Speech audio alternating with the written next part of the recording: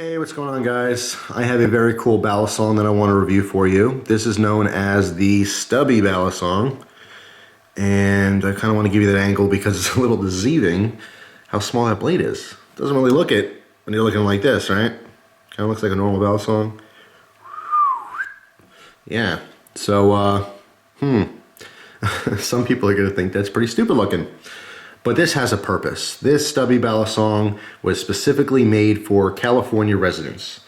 If you do not know, California has specific knife laws pertaining to automatic knives and Balisong knives, stating that you can possess them and carry them around on you as long as the blade is under 2 inches.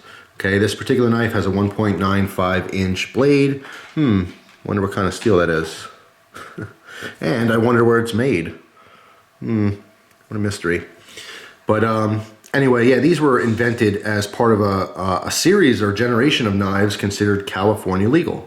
So there's a bunch of automatic knives that have blades just under 2 inches, and obviously there's Balisongs that are have blades that are just under 2 inches. And this is to accommodate that law in California. We can do better than that. After all, we are California.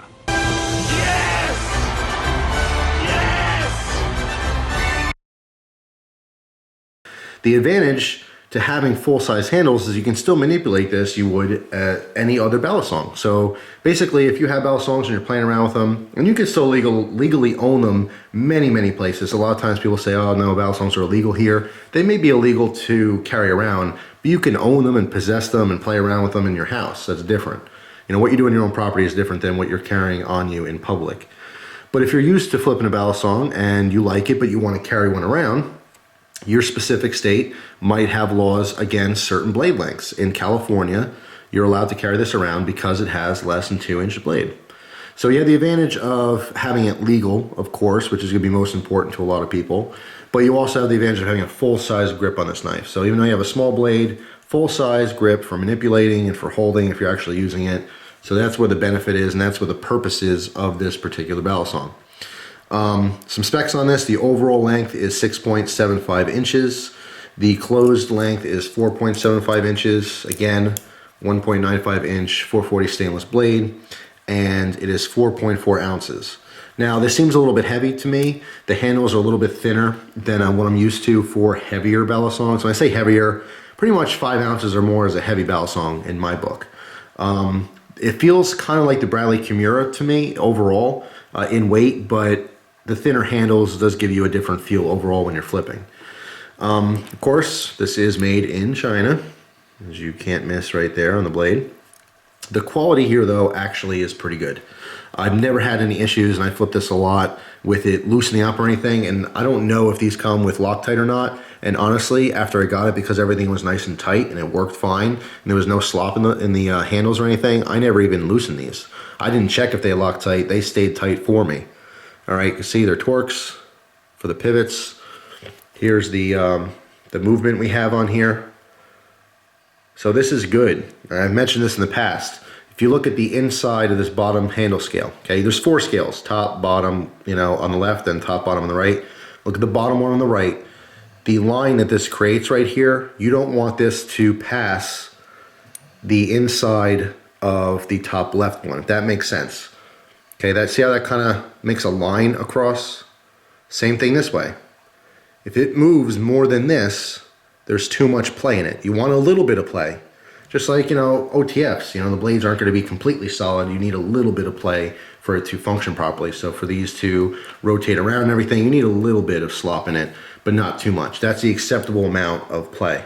And that's how I got this new. So like I said, I have no idea if there's Loctite in this or not, but the quality has been really good for the price tag. Hard to beat. As far as the blade steel, it says 440 stainless. If you look at specs on sites, they all say 440 because it says it on the blade. But as we know, some of the stuff coming out of China, not always the most accurate, not always the most honest. This could be pot metal for all I know. Did try to cut some things with it, was fairly sharp. Nothing, no razor sharp blades here. I mean, nothing's going to impress you as far as the sharpness. It will rip open boxes and stuff like that. As far as longevity, honestly, didn't use this blade all that much. I was more focused on flipping this and seeing the pros and cons in that respect, because the majority of you aren't using your balisongs to cut stuff on a daily basis. You're mostly using them for flipping. But because this is, in fact, a knife that's supposed to be legally carried around in California as well as other places, I did use the blade a little bit just to make sure that it wasn't complete junk. And honestly, it held an okay edge. Is it 440C or 440? Well, it is 440 something, probably 440A, to be honest. If they don't mark a C on there, it's usually a 440A. That's just been my experience with cheaper knives. It's held a mediocre edge, you know. Is it duller than I got it? Yes. Did I cut a whole bunch of stuff with it? No.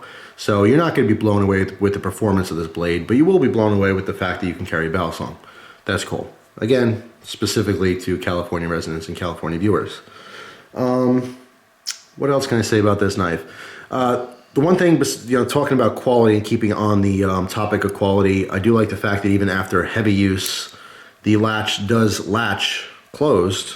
Okay, in the open position, it's still tight, and of course in the closed position, it is still tight. This is a big deal. Like 95% of cheap knives, the first thing that happens is the pin, the tang pins get pinched, or the tang cups get, you know, messed up from use, and you lose that tightness that the latch has. You want your knife to be able to lock closed and lock open. So there you go. As far as the latch itself, it is not removable. If you were to remove it, you'd have to break it off. All right, let's talk about the use of this knife a little bit, okay? Because that's what most of you are interested in. How does it flip? The handles, like I said, are a little bit thinner profile than I'm used to. Also, the inner channels here are a little bit on the sharp side.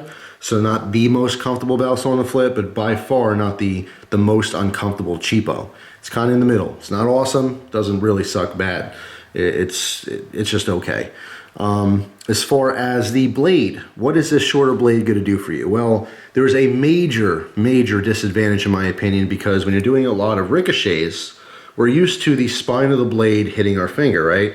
But now you create this problem when this blade is so short. If your handle grip is lower on the handle, that tip of the blade will catch you on a ricochet. That is not good. So, and I've had personal experience with this where I got scraped across and cut pretty bad on the pointer finger in exactly that situation, where I was kind of doing a ricochet and I was a little bit loose on my handle. It was basically set down farther on the handle. So as it's coming around and bouncing off the finger, it hit and actually slid and did like a tip rip. And I got a nasty cut on my pointer finger from, you know, the tip of the blade. So that smaller blade, the advantage, obviously it's legal, huge disadvantage for people who are just using this to manipulate. Highly recommend holding a very high grip with this knife for that obvious reason that you could cut yourself. If you're holding the bite handle, however, and you're holding a low grip, that blade will miss you. Okay? I wouldn't bank on it. It might not happen every time, but if you're used to you know, having a grip that's very low on a knife like this, you're going to be far less likely to cut yourself, even if you do handle that bite handle. Okay, so I wouldn't really consider that you know, a positive thing. You shouldn't really be training on a specific knife like this with a short blade. You should be manipulating your balisong so that you can pick up any balisong and use it the same way. So I would definitely take that as a hit on design. The smaller blade is more dangerous, specifically for ricochets, and there's a lot of other moves too that it's just a problem.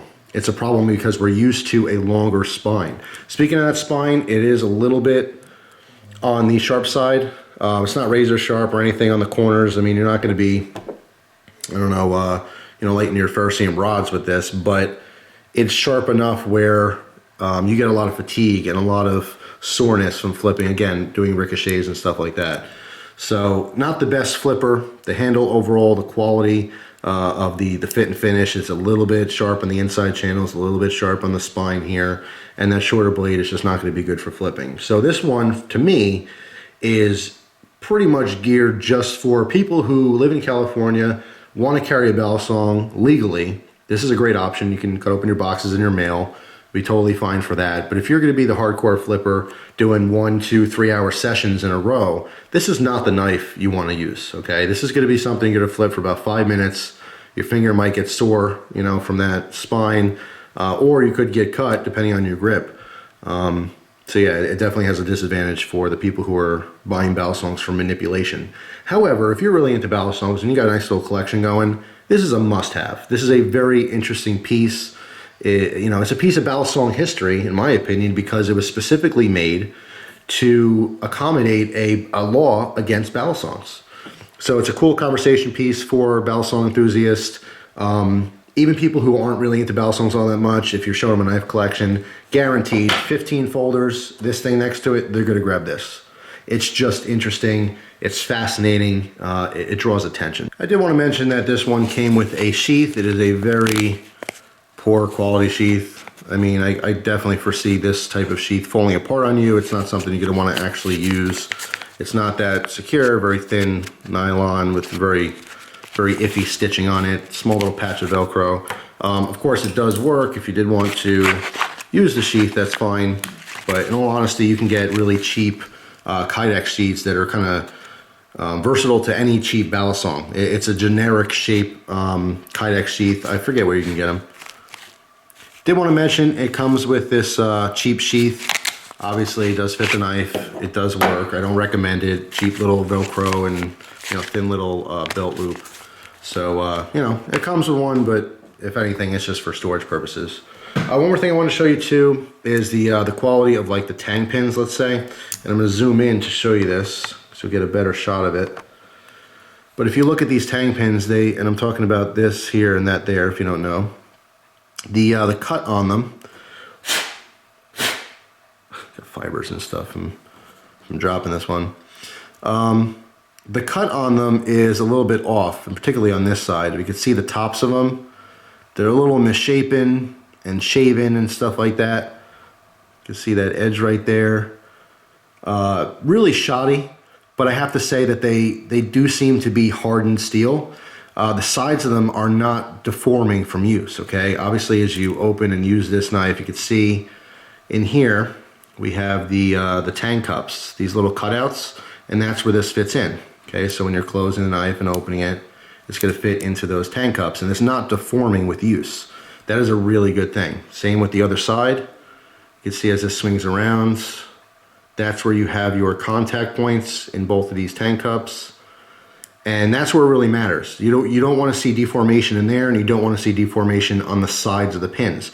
So in looking at this, the tops are really jacked up looking, but that's basically just from the manufacturing process. It's not from use. This is really held together fairly nicely with a lot of use. So the quality there is good. It's very important to have a good heat treat on those pins, as it's a really important part on the Balisong. But like I said, the quality is really not that bad. It's a decent, crappy knife, if that makes any sense at all. That's the best way I could put it. Is it's a pretty decent, crappy Balisong. Again, $13 to $25 is the price range on these. A little bit harder to find now.